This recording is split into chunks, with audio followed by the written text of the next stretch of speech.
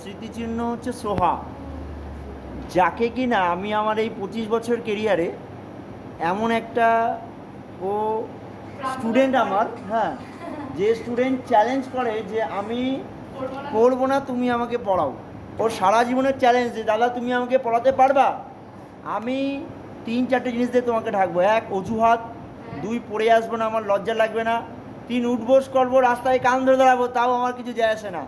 আমি সেই সোহা, যার জীবনে কোনোদিনও আমি অপমানিত বোধ করি না। আমি ওকে বকো, মারো, যাই বলো, তিরস্কার করো, আমি হাসি মুখে বাড়ি চলে যাবো।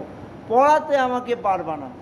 যদি গল্পের স্বরে আমাকে একবার কোনোভাবে পড়াতে চাও, আমি যদি বুঝতে পাই, এই বলতো একটা বেট একটা কটা বেট হয়, ও তুমি আমাকে অঙ্ক শেখাচ্ছ, আমি বলবো না। এই হচ্ছে সেই সোহা, যাকে আজীবন মনে রাখতে চাই। আমার টোটাল সারা জীবনের কেরিয়ারে সোহাকে মনে রাখতে চাই।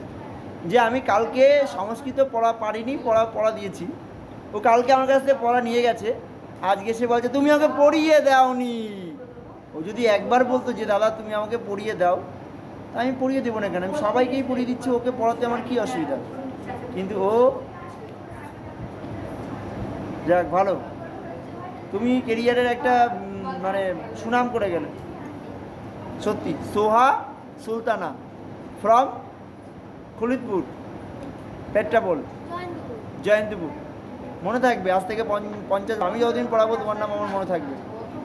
হেঁটে একটু সুন্দর করে মুখটা দেখাও, সোহা সুলতানা।